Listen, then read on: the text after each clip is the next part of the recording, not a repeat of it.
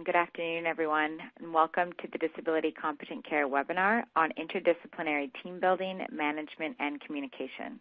My name is Jessie Mikulik, and I'll be getting us started today. Should you have any questions now or throughout the presentation, please feel free to enter them into the Q&A feature on your platform. We'll be addressing your content-related questions during the discussion portion of this webinar. The Lewin Group, under contract with the CMS Medicare/Medicaid Coordination Office, has partnered with Christopher Duff and other disability practice experts to develop the 2018 Disability Competent Care webinar series. This webinar series builds on the 2017 DCC webinar series that introduced the model of care and its 7 foundational pillars. You can view this series and other related resources at our website, resourcesforintegratedcare.com. As I mentioned, this webinar will be interactive with 45 minutes of presenter-led discussion, followed by a 15-minute presenter and participant question and answer session. Also, video replay and the slide presentation will be available after the session at our website on the screen in front of you.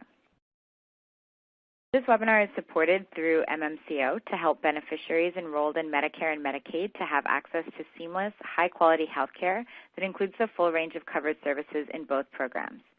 To support providers in their efforts to deliver more integrated, coordinated care to Medicare and Medicaid enrollees, MMCO is developing technical assistance and actionable tools based on successful innovations in care models, such as this webinar.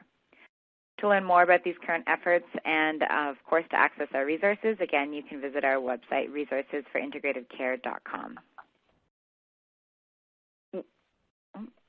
We are also pleased to be able to offer credits for continuing education units and continuing medical education for this webinar.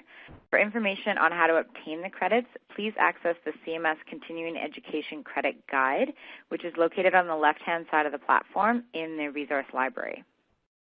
To receive credit, the post-test must be completed through the CMS Learning Management System with a score of 80% or higher by midnight on April 9th, 2018. Again, and further information is available at the Resources for Integrated Care website, too. I'll now hand this over to your moderator for today's webinar, Chris Duff. Thank you, Jessie. I appreciate the background there.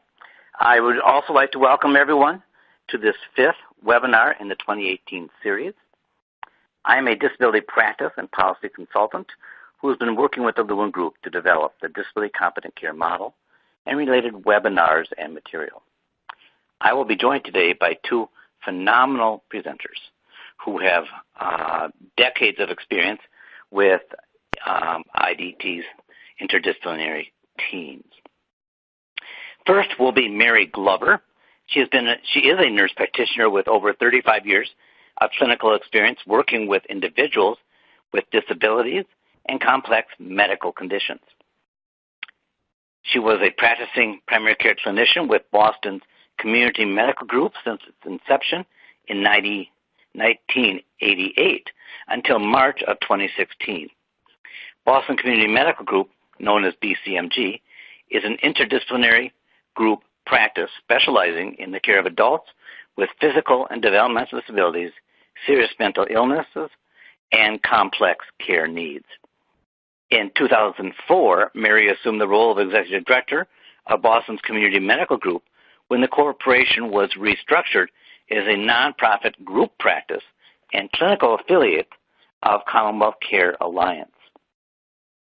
Mary provided clinical leadership to Commonwealth Care Alliance's Senior Care Options Program and, beginning in 2007, served as the Senior Vice President for Clinical Services in 2015 and 16, overseeing the statewide expansion of the clinical model to serve the under 65 dual population, opening primary care practices in Western Massachusetts and Merrimack Valley. Mary received her Bachelor of Science degree in nursing from St.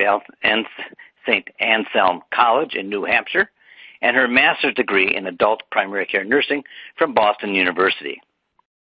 She is board certified as an adult nurse practitioner.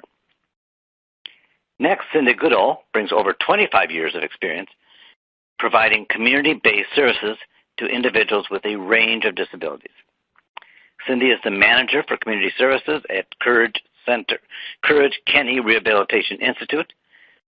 which includes independent living skills services, adult rehabilitation mental health services, known as ARMS, and community behavioral services. Cindy has presented regionally and nationally on the topics of brain injury, mental illness, and community integration for individuals with moderate to severe disabilities. Cindy is a licensed independent clinical social worker, certified psychiatric rehab professional, and a certified brain injury specialist. She holds a master's degree in social work from the University of Minnesota. Today we will be focusing on interdisciplinary teams. The interdisciplinary team is the functional core of the disability competency model. You will hear in these presentations today about the composition of various teams and how they benefit the participants. As this agenda shows, we will introduce the concept and purpose of the IDT and its application in several diverse settings. Our focus will be on the role, functioning, and communication of the IDT.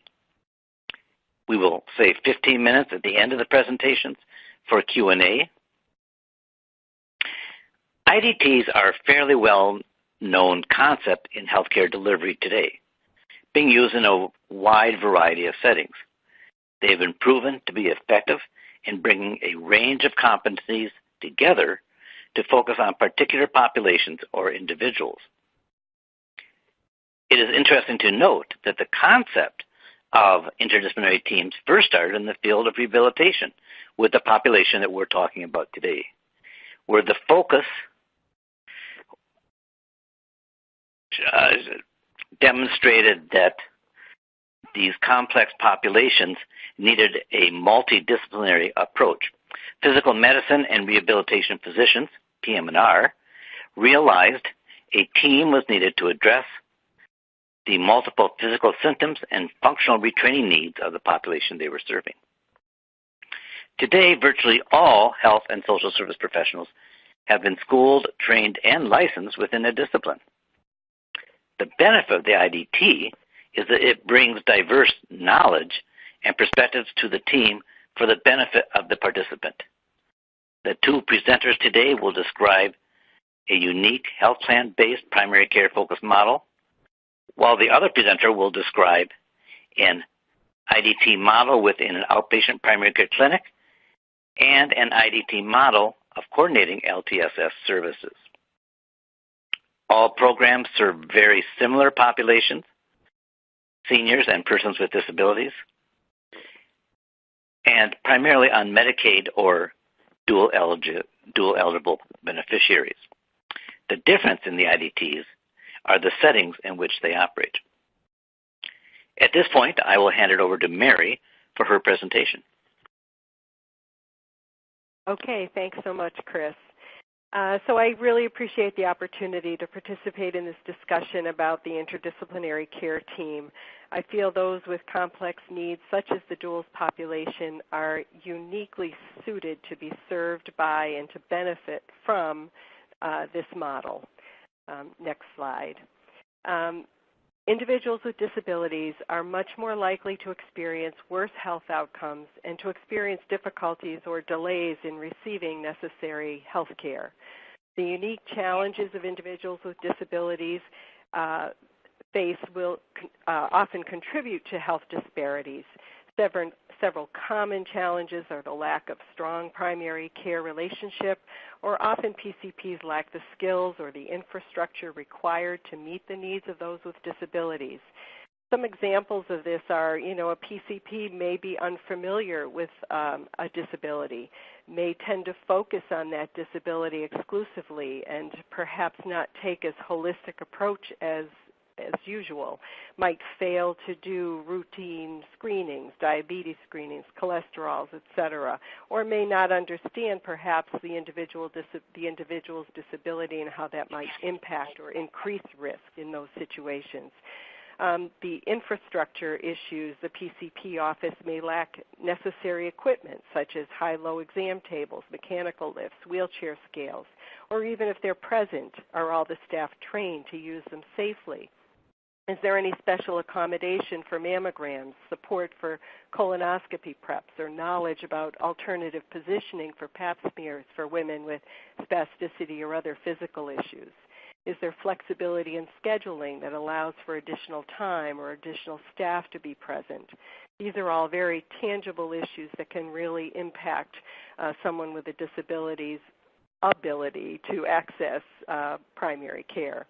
There's sometimes a lack of communication or coordination between specialists, which may lead to hospitalization or for otherwise preventable complication. So the use of an interdisciplinary team can address these challenges by creating a team that assumes responsibility for the totality of a participant's care. Next slide. I think all practicing clinicians, as Chris mentioned, are accustomed to working within a multidisciplinary approach. But there is a difference between multidisciplinary and interdisciplinary. As Delissa notes in rehab medicine, the interdisciplinary approach brings professionals together for a common goal where team members not only need expertise in their respective discipline, but they also must be able to contribute to a group effort. The disciplines are not siloed as they may be in a traditional approach, but they are rather synergistic. Key activities of the team include evaluation, communication, and collaboration in order to develop an individualized care plan that is actionable, subject to evaluation of outcomes and goals. Next slide. Because of the complex needs of the duals population, the team must represent many aspects of care, not just medical, but must include behavioral health, social services, rehab needs, etc. Each discipline bringing their unique skills to the team. Another key requirement is the ability to rapidly respond to an urgent need. It may be a medical need, someone developing urinary tract infection symptoms. Can you respond quickly, get a sample, start someone on antibiotics, do an evaluation? You know, being able to intervene quickly could avoid urosepsis or a hospitalization. But it doesn't have to be a medical complication. It could be housing. Someone could be being evicted. They could be involved in a domestic violence situation. There could be a sudden loss of a caregiver, a personal care attendant. You know, so a different member of the team may be the most equipped to handle a housing situation, a caregiver situation. So you need to be able to mobilize the most appropriate resource on your team and to do it quickly in order to manage the crisis. This is really critical to working with this population. Next slide. So the goal of the interdisciplinary team is to help participants receive the care they need and to achieve their identified goals. The team facilitates the participants' goal setting, problem solving, and care in a coordinated and cost-effective manner. The team also fosters communication among its different members, which is an essential key component to the participants' success. Communication must be frequent, structured, and documented. The team brings together the knowledge and specialties from various disciplines. Team members are responsible individually as well as collectively for the participants' care. Obviously, the participants' shared decision-making is critical. A key element of disability competent care is the recognition that the participant is central to the team. What is required by the team is an embracing of a person-centered approach that values the principles of self-determination and promotes individualized care. Next slide. Some responsibilities of the team include, as we mentioned, addressing urgent and acute episodes of care, proactively managing emerging needs as people are always changing, managing care transitions, which we'll talk a little bit more about later, assessing and creating the participant's individualized care plan, implementing and managing, overseeing the care plan, assuring that goals are being met, and if not, why not, what are the barriers, how can they be overcome, allocating care management resources, facilitating access to services that the individual needs, and tailoring those services and supports to the unique needs of that individual. Next slide. So one of the key elements of a successful team is team meetings. You know, to accomplish this, team meetings really need to be a critical and essential tool for the team. It's important for the team to come together either virtually or in reality to build relationships, to share information, and to work together to identify and solve problems. Many of these problems are, participants present with many complex issues and needs, and it may take a village to come to consensus about the best approach. And so it's really important for the team to work together and to pool their knowledge and resources. Also, it's a learning opportunity for members of the team. We can learn from each other, and it creates a continuous learning environment. There's also a tremendous amount of support that occurs in team meetings. Sometimes it can be a lonely situation where a provider may really feel responsible, may feel the weight of the responsibility of the care for the participants that they're working with. And so it's important to be able to share that and to get support from your fellow team members. Next slide. Some key concepts that are critical for an effective team meeting is, first of all, to identify a facilitator and a leader of the meeting. And the facilitator really needs to provide for all members a clear understanding of what the goals are of the meeting and to make sure that it's the participants' goals that are being addressed. The meetings need to include all appropriate team members. There needs to be an agenda and structure for the meeting. The meeting should start on time, and the facilitator really needs to manage time during the meeting. Frequently, the facilitator really needs to step in and suggest that a discussion, for example, be taken offline. It may be getting too detailed or too lengthy for it to have value within a team meeting format. And so I think the facilitator really needs to be a very active participant along those lines. It's very helpful to have minutes taken and to distribute them promptly, usually within 24 hours. The meetings also serve a purpose of developing rapport between team members. Consensus can be developed on key decisions.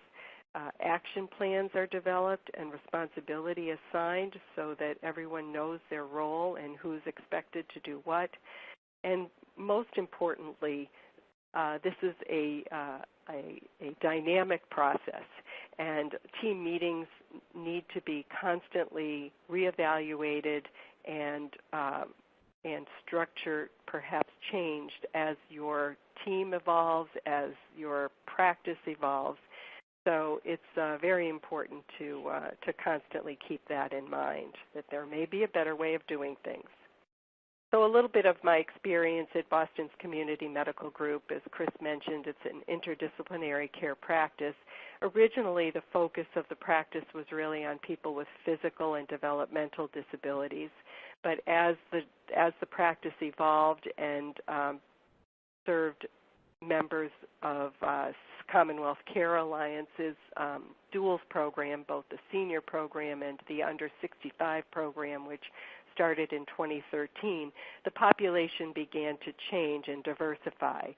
The under 65 duals program for us brought in a much higher percentage of people who presented with serious mental illness.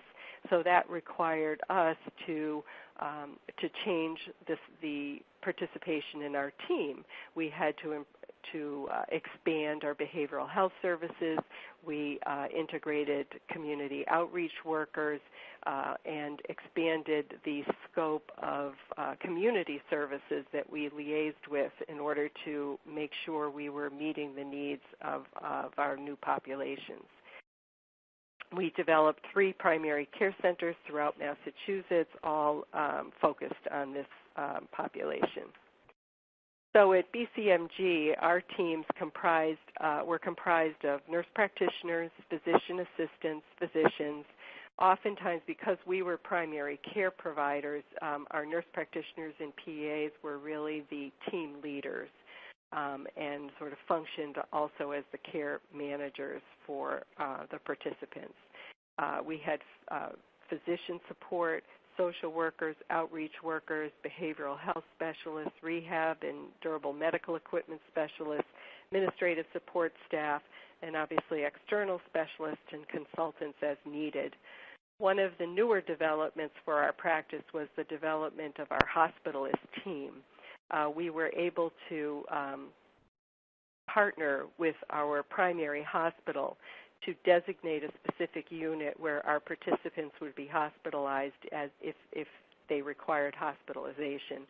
And unless they were in ICU, they would go to this unit. And we had our own hospitalist team, which included a physician and either a nurse practitioner or a PA.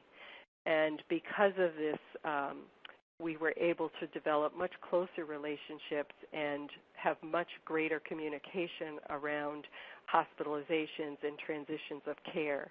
The hospitalist team would actually come to our team meetings weekly, and if they couldn't physically come, they would call into the meeting, which really was a great benefit to our participants to really ease the transition in and out of the hospital and to make sure that both inpatient team and outpatient team were knowledgeable about what was going on. Our team meetings occurred weekly for 2 hours. All of the clinical team members participated or sent a representative. So it was truly an interdisciplinary discussion. We had a standardized agenda. Sorry, next slide. I keep forgetting to say that. Sorry. A standardized agenda where we would make announcements that were important for the whole team to know. We discussed enrollment activity. Any new participants in the program were presented by their primary clinicians so that the whole team was aware. It helped with being on call, et cetera, to have at least heard the story of people coming into the practice. Mostly clinical coverage and scheduling things were taken offline. We would always review all hospitalized participants, whether they were in acute, subacute situations, any emergency room visits in the last week, any discharges that occurred within the last week. The following clinician would present how that went. This was good information for the hospital team to hear as well, so that they could understand if there were any hiccups along the way between transitioning from inpatient to outpatient. We could talk about it. We had a 48-hour post-hospital discharge policy where we were required to see someone within 48 hours of discharge. Often it was sooner than that. And the clinician that would see the person was the most appropriate person. If it was medical, it would obviously be probably the NP or the PA, but sometimes if it was a behavioral health issue, it would be the behavioral health clinician who would make that follow-up visit to ensure that everything went smoothly. We had a very open forum and a problem-oriented approach where any team member could really identify a situation, a participant that they wanted to discuss.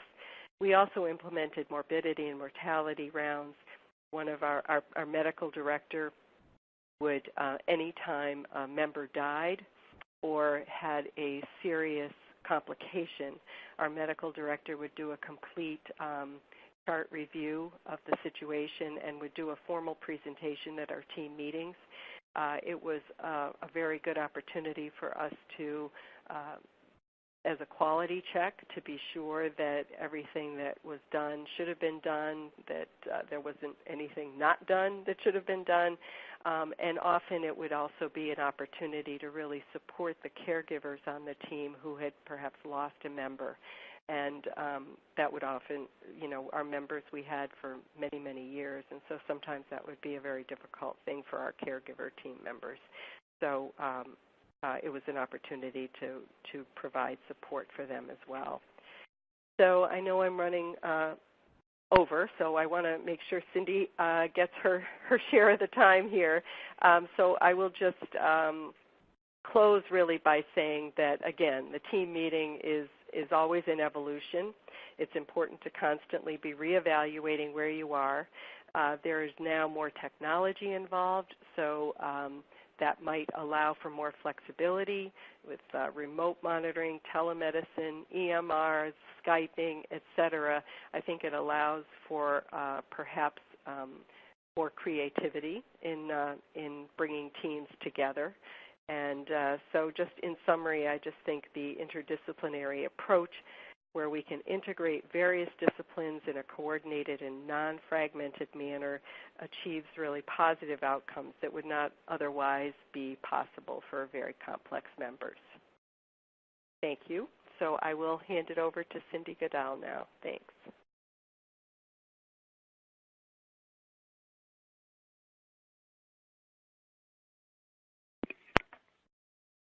Cindy, do we still have you on the line? Are you on mute? I was on mute. Thank you. And thank you, Mary, for your presentation earlier. Fascinating stuff. My name is Cindy Goodall, and I'm the Manager of Community Services at Courage County Rehabilitation Institute, and we are part of Allina Health, which is a large health system in Minnesota and western Wisconsin. We have a unique combination of rehabilitation, support, and lifestyle services to meet the needs of the people that we serve who have disabilities of all kinds, and we take a look at the whole person to address their needs. Courage County Rehabilitation Institute serves over 94,000 individuals in 2016. We have a broad spectrum of services, but I'm going to be focusing in on two of our services that have worked together to address some common needs of the people that we serve and have been able to achieve some great outcomes with them. The first program I wanted to talk about is our Advanced Primary Care Clinic, and that is a primary care clinic, and it's housed at our Golden Valley site, which is kind of our hub site with lots of different services offered there. And so it's kind of a one-stop shop for the people that we serve, and they can get their primary care, their rehabilitation like physical therapy, occupational therapy, fitness services, pool, our community services, vocational services, mental health services, a wide spectrum in one place, and then they can get their primary care there also, and that the goal of the program for the Advanced Primary Care Clinic is to help the person manage their complex neurological condition.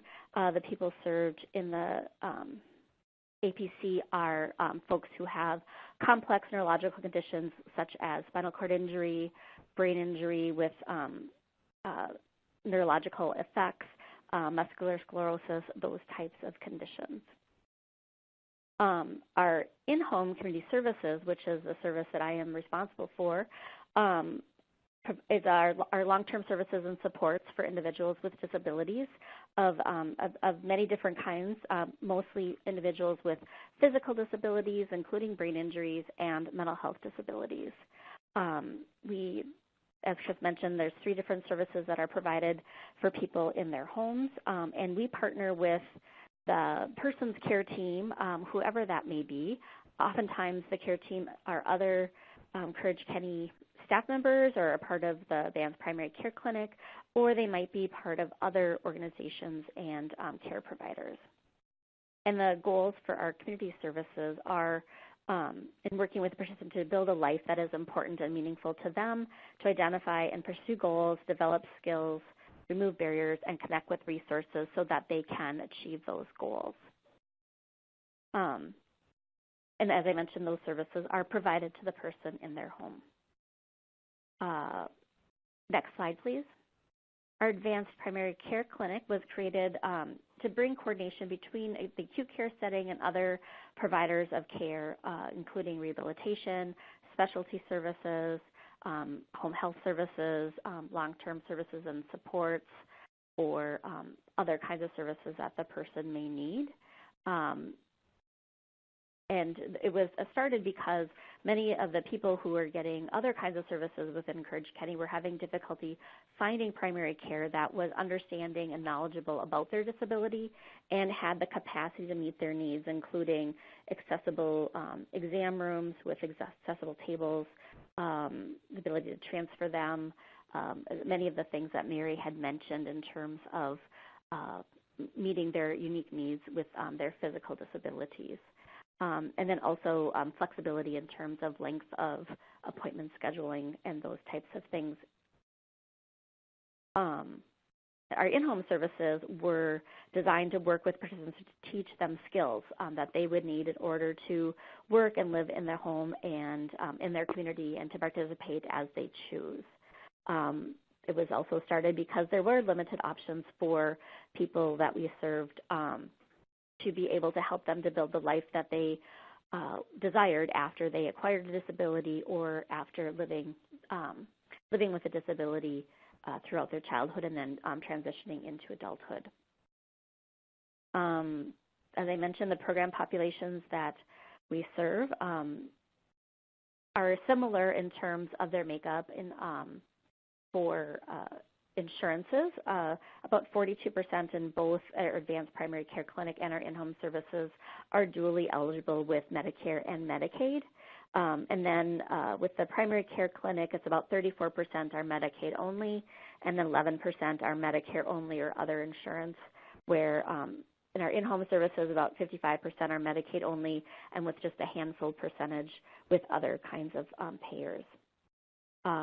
In the advanced primary care clinic, it's individuals with physical disabilities and complex medical conditions who need the intensive care coordination that is offered in the clinic. Many of them have numerous co-occurring conditions, and I think the average is 11 active medications that they're taking at one time in the population in the clinic. For our in-home services, the largest group of individuals that we serve are individuals who have had a brain injury, and then also other physical disabilities, and then many of them also have co-occurring behavioral health conditions and disabilities. Next slide. So both kinds of services rely on the interdisciplinary team to provide effective services and coordination for the people that we serve. However, it looks a little bit different in each of them, and that's because of the nature of the way the service is provided and the interactions with the participant. So for the primary care clinic, the composition of the interdisciplinary team is led by the care coordinator with representation by the primary care provider, the physical medicine and rehab doctors, and then also ad hoc members if they're involved with the person from the rehab therapies, physiatrists, and mental health providers. And as I mentioned, the care coordinator, who is a registered nurse, is the person who is responsible for coordinating the teams and is also the point person for the participant in accessing the team. With our in-home community services, it's a little bit different because many of our people have their own circles of support that may or may not be exclusive to Courage County Rehab Institute. They may be represented by multiple different agencies.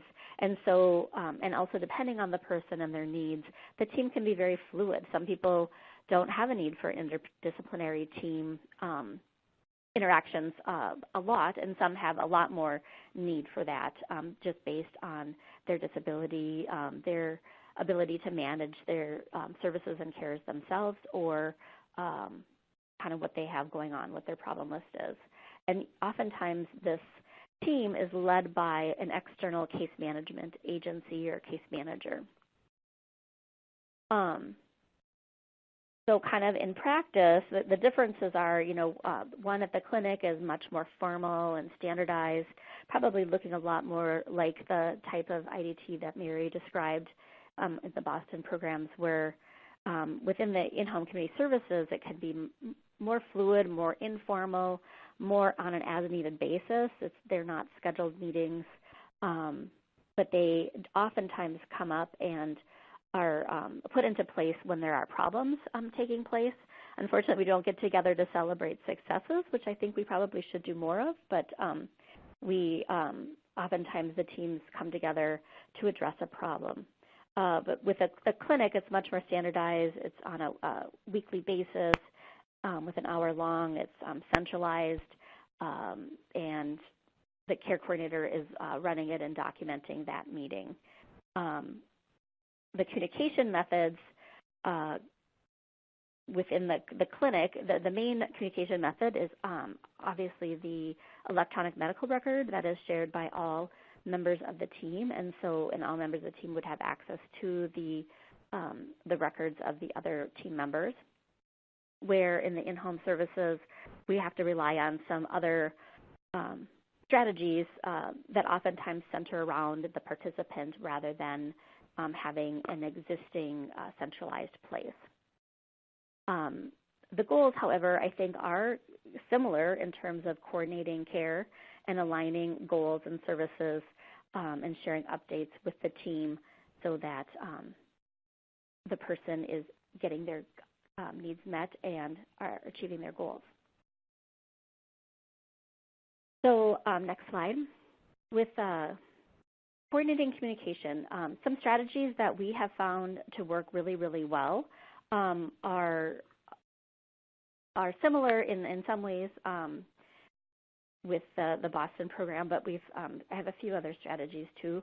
And oftentimes, because the need to have some team interaction is somewhat ad hoc, that's where phone calls or secured emails, secured messaging within the electronic medical record would be used. Some strategies that are around and focused on the participant are the use of communication books and planning sheets and communication sheets from community service providers to their medical providers or other kinds of providers so that the participant can carry along a record with them of what it is that they've discussed with their various providers and the recommendations so that they can gain support to follow through with those recommendations.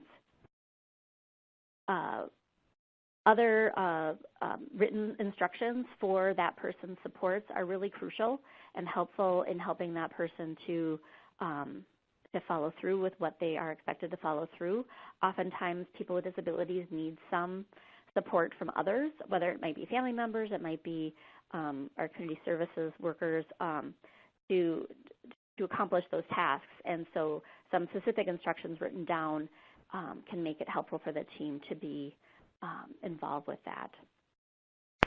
We've also found it really, really helpful to have lists of care providers for the participant and also for the other team members, and written in a way that the participant can make the most use of it, so that you would say, this is your psychiatrist, and this is the name, the clinic, the phone number, and this person helps you with managing your mood.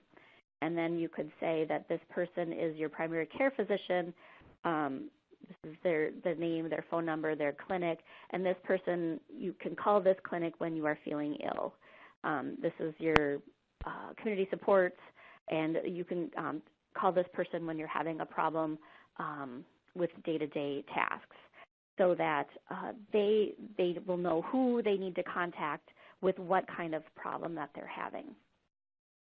I think also, especially if people have a lot of specialists, it's really difficult to understand who they need to call. I mean, the care coordinator certainly plays a role in that, but I think it's important for the person to also have some written materials about who their teams are, so that when the care coordinator says, this is an issue related to your heart, you should call your cardiac specialist, they understand, they have that written down, and that's not a new information.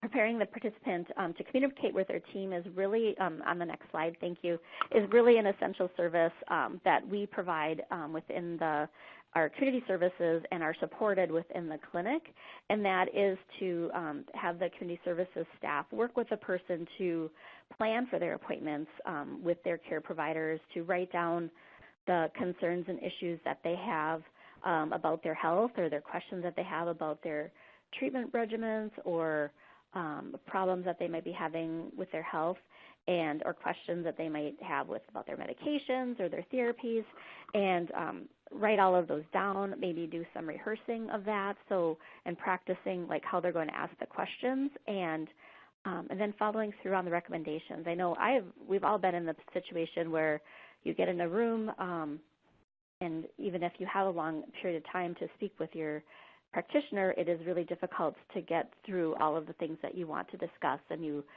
can very easily forget those. So we find that preparation really makes a big difference in terms of them being involved in their care and having that care be coordinated. Next slide, please. With involving the participant,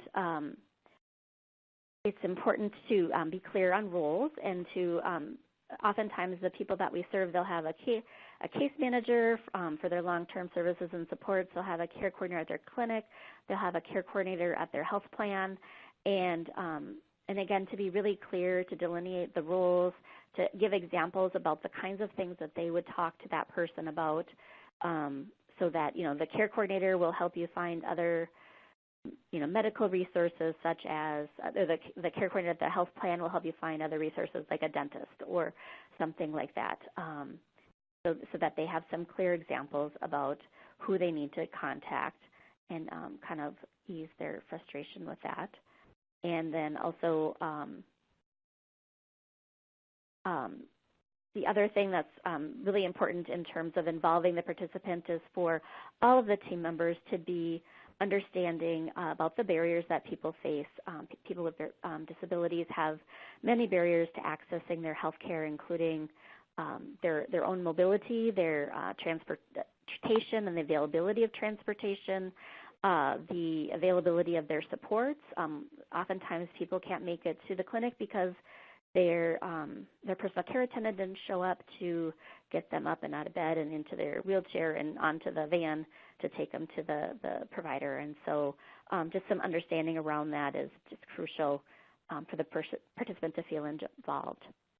I talked about conflicting priorities or goals with the various care providers and the person served. The person served might just want to have an enjoyable life, and the care providers feel like it's important for them to manage their diabetes. And how do those two things go together, and how can one have an enjoyable life and yet still make progress in managing your diabetes, and to take their goals into consideration with the things that care providers might feel are important for them.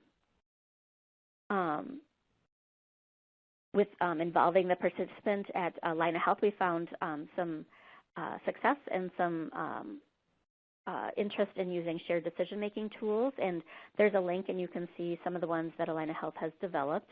And those are around things, helping the person to make a decision about different kinds of care options for them, like around low back pain, breast cancer treatment, options for different ways to do colorectal screening, cancer screenings, which might be easier for people with disabilities, or people from different cultures might be an easy way to do that. So it kind of just lays out what all the different options are in a way that's really easy to understand, so the person can make an informed choice. Another tool, next slide. Thank you. Another tool for, to support teamwork, coordination, and communication is clearly defined care plans that are shared with the participant, and identify the goals and who's going to do what, and then possibly have those all collected into a communication book that the person can carry with them and can be available to all of their different providers. Also, summary visits, so with clear directions for follow-up that they can use for themselves or use with their supports to do the necessary follow-up. And then at the clinic, what we found is developing protocols for common medical issues. So many of the people that we serve in the clinic have a spinal cord injury, and you may or may not know, but urinary tract infections are very common in individuals with spinal cord injury, and they've developed protocols around that, where if a person is at risk for that, they'll send home clean catch kits with the person even before they need them, so that if they're feeling symptomatic, they can call the care coordinator, they can do the clean catch at home, and then a family member or a care provider can bring the sample to the clinic for testing to see if that's truly what the case is. And so that just removes some of the barriers to accessing their care. It's easier to get the sample to the clinic than it is to get the person to the clinic to give the sample. Next slide. So just communication is essential within the interdisciplinary team, and some flexibility around how that communication happens is crucial. And then there has to be kind of a focus on the person served and what their needs and goals are. And then if somebody is having ongoing care coordination needs, then to have that be more systematized and standardized is helpful to them. So next slide. I wanted to share briefly a story about an individual who has been served in a coordinated fashion between the clinic and our community services. And that is the story of Mary Jo, who has multiple sclerosis and bipolar disorder. And in the clinic, she was having a lot of difficulty managing her medical condition. And then also, so they recommended that she participate with some community services. And we were able to see her in her home and then help her to compensate for some of the cognitive deficits that she was having with her multiple sclerosis. So coordination efforts included keeping track of appointments, planning for appointments, using memory aids, cueing her to contact her providers when she was feeling ill. And then the care coordinator would actually call her when her community supports were at her home, so then they could have a joint conversation to address her needs and what's going on with her. You could go to the next slide too. Thank you. And then the community supports were able to help her to follow through on the recommendations of the care team. Without that type of coordinated care, she was at risk of not being able to stay in her condominium anymore, which was very important to her, and having to move into a more supported housing setting.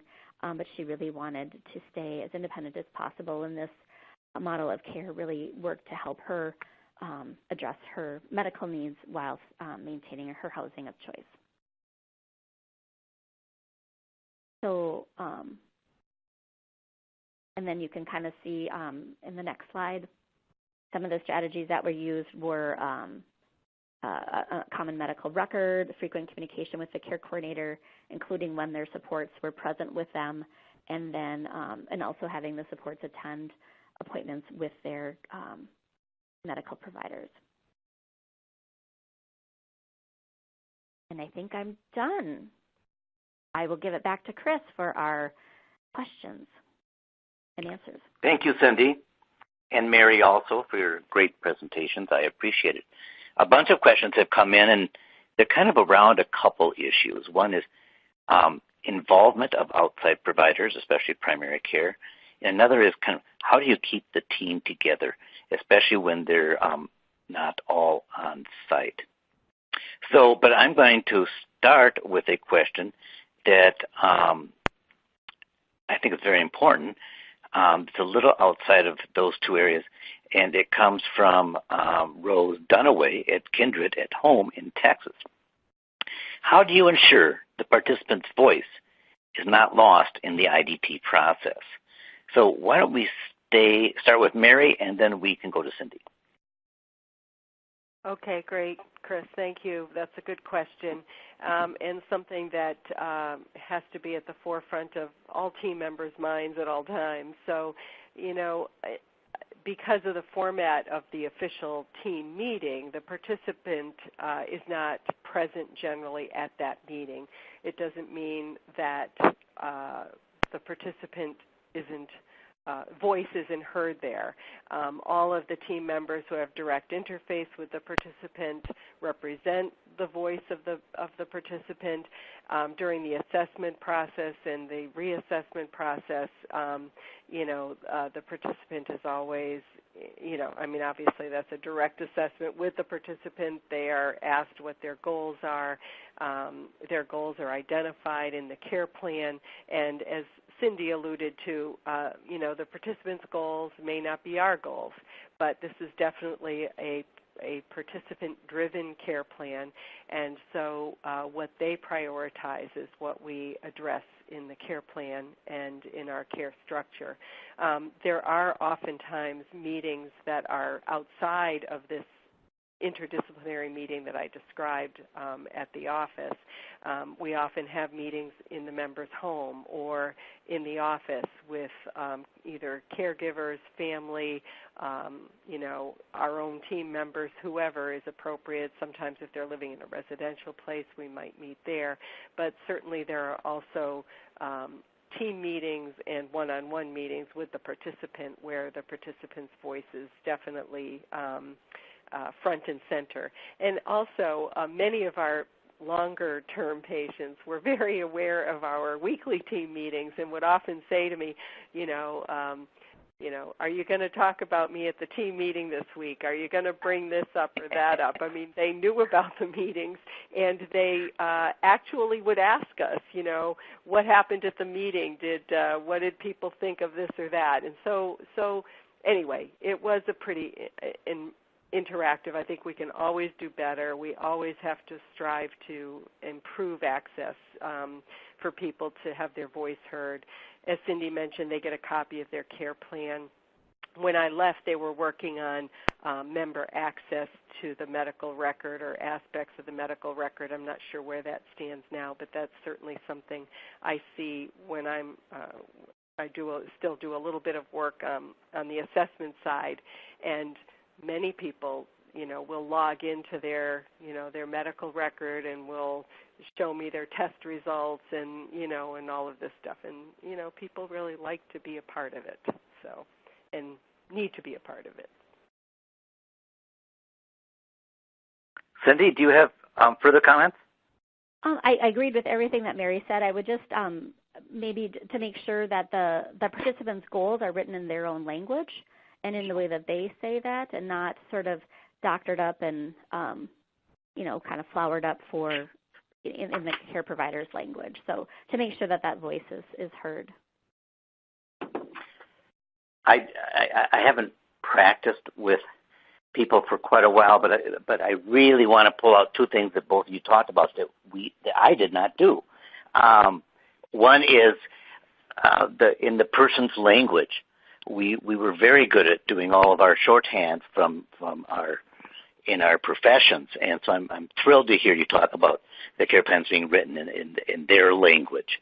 And then Mary, I think that was just great that they were so aware of the team meetings that they would inquire, okay, so what did you guys talk about today and stuff like that. I think that transparency is absolutely wonderful, and very, I think very, very helpful.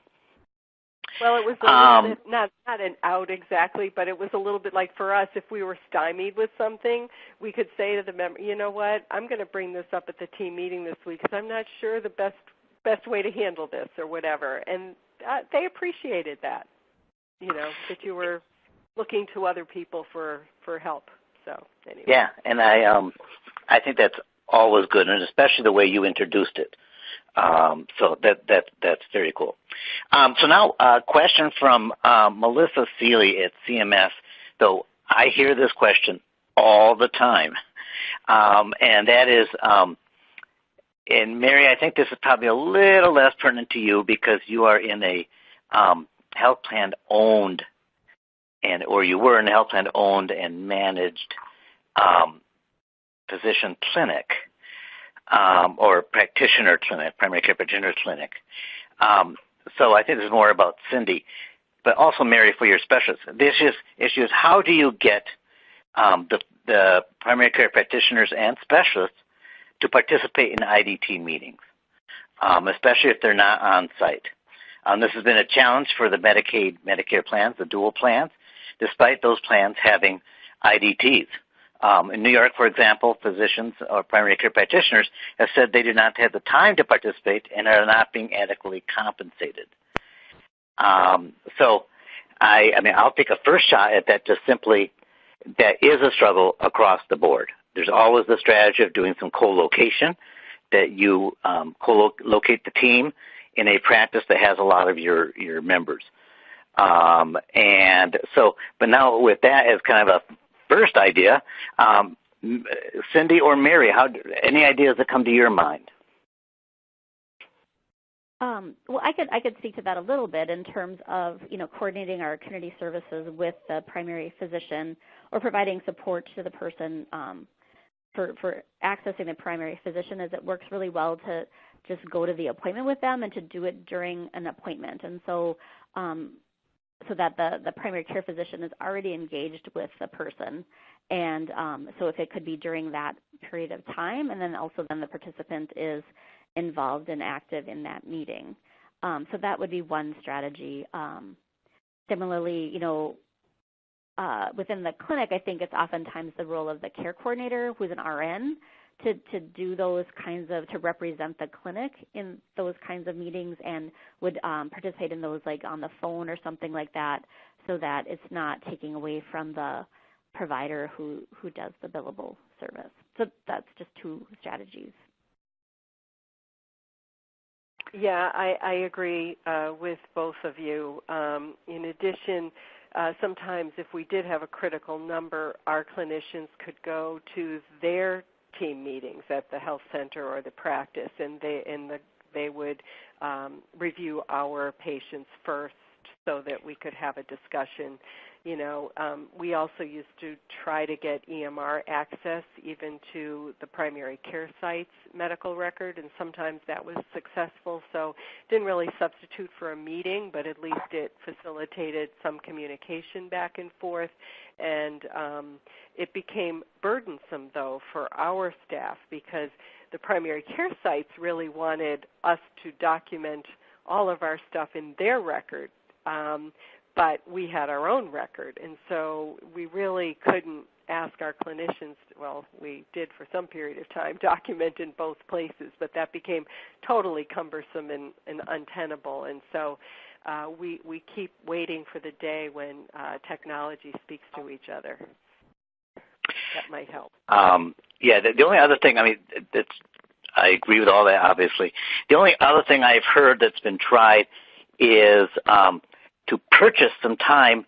You work with a clinic. You figure out what clinics have a lot of your members, your participants, and then you work with that clinic to get them to be seen by one or two physicians in particular.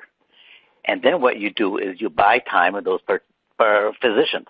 I know we were implementing a program where we would buy 2 hours of that physician's time every Thursday, and we would review all of the participants in common.